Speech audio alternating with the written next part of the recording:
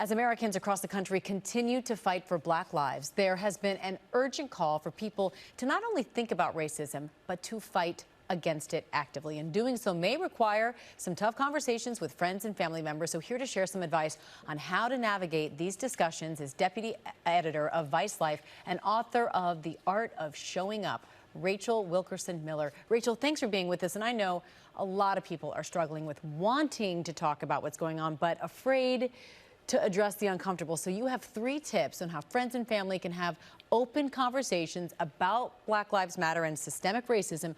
Please share them with us. Yeah, of course. So the first thing is to really know the material.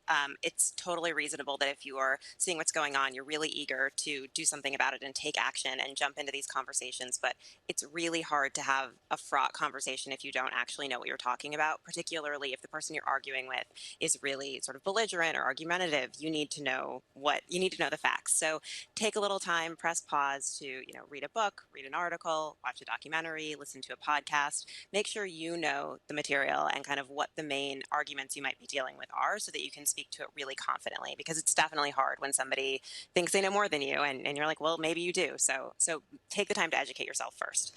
I think the next thing is to really think about who you're talking to and to know their values, because sometimes it makes sense to kind of meet people where they are. And if the person that you're talking to is the sort of person who would respond really well to numbers, then maybe you should spend a little time researching, here are the numbers from the Justice Department or of unarmed people being killed by police. And when you can provide that, that might get through to them more. If they're really religious, it might make sense to think about, okay, what are prominent religious institutions saying about this, and how can I come at this through the scripture lens? So think about what they're most likely to respond to and tailor your conversation accordingly. Yeah, less And then I think emotion, more facts. Yes. yeah, definitely. And then I think the last thing is be willing to set the terms. It can be hard to walk away from a conversation or to set a boundary or to say, hey, I'm not okay with you talking to me like that. But pay close attention to the person that you're talking to and whether they're really interested in engaging in this in good faith. If you're getting the sense that this is kind of just sport for them and they're not actually listening to you and looking to have their mind changed, it's okay to say, you know what?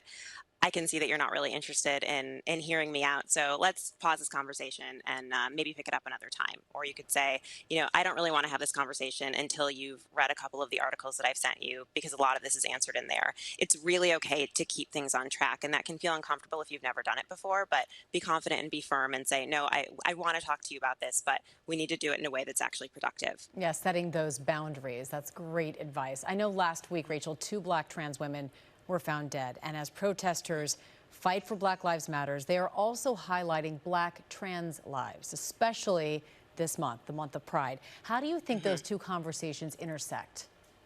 Well, I think that, when we think about Black lives, like all Black lives matter, and we need to pay attention to who among us are the most marginalized and continuing to, raise the alarm about police violence against women, and that includes cis women and trans women, Black trans women and Black cis women.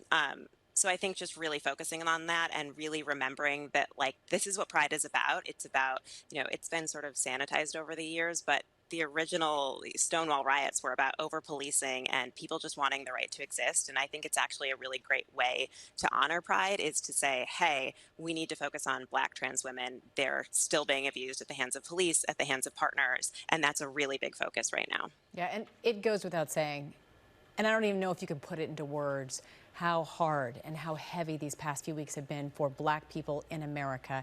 And I know self-care is very important to you. So what are some ways Black people can practice self-care right now? So I think one big thing is just make sure your basic needs are being met. Check in with yourself. Are you eating? Are you drinking enough water? Are you getting some fresh air every day? Are you getting enough rest? Maybe set some alarms on your phone to remind yourself to take a break or eat lunch. I know it can be really hard to remember to do those things, but if you're not taking care of your body at a basic level, you can't be out there putting your body on the line to protest or making phone calls. So that's a really big one. The other thing that I think is really important and something that I've been trying to do is to really make space in your life for Black joy and Black art. Like, so much of what we're seeing is really violent imagery. It's really dehumanizing. It's really brutal, and you need something to kind of counterbalance that. So put on your favorite Black artists, or, I've been watching Maurice Harris's show on Quibi. It's like he's a Black florist who's interviewing other Black artists, and it's so lovely and affirming. And I felt so much better after doing that. So make a point to find the Black joy and connect with other Black people in ways that make you feel uplifted and happy and give you a laugh sometimes. I love that. That's great advice. Rachel's book, by the way, The Art of Showing Up, is available now. Make sure you check it out.